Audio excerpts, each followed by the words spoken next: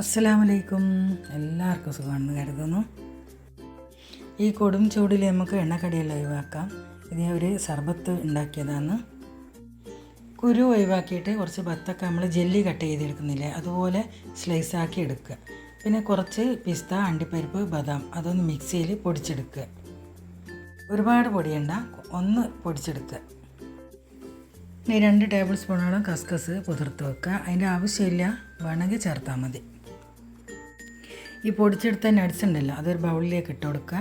പിന്നെ അതിലേക്ക് കുറച്ച് മിൽക്ക് മെയ്ഡ്, മധുരത്തിന് ആവശ്യമായ മിൽക്ക് മെയ്ഡ് ചേർത്ത് കൊടുക്കുക. പിന്നെ 1/2 ലിറ്റർ പാലും ചേർത്ത് കൊടുക്കുക. കസ്കസും ചേർത്ത് കൊടുക്കുക. തണുത്ത പാലാണ്, അതുപോലെ തന്നെ ബത്തക്കയും തണുത്തതാണ്. ഇനിയിപ്പോൾ നമ്മൾ നോമ്പ് തുറക്കുന്ന നേരത്താണെങ്കിൽ അങ്ങനെ ചെയ്തെടുത്താലും മതി.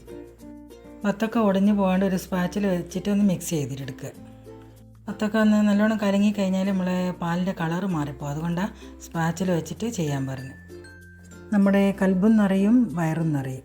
നമ്മളിപ്പോൾ അത് നോമ്പ് തുറക്കുന്ന നേരത്ത് 1-2 ഗ്ലാസ് കുടിച്ച് കഴിഞ്ഞാൽ നമ്മളിപ്പോൾ ശാല നിസ്കരിച്ച് കഴിഞ്ഞിട്ട് പിന്നെ നാസ്ത കഴിച്ചാലും മതി.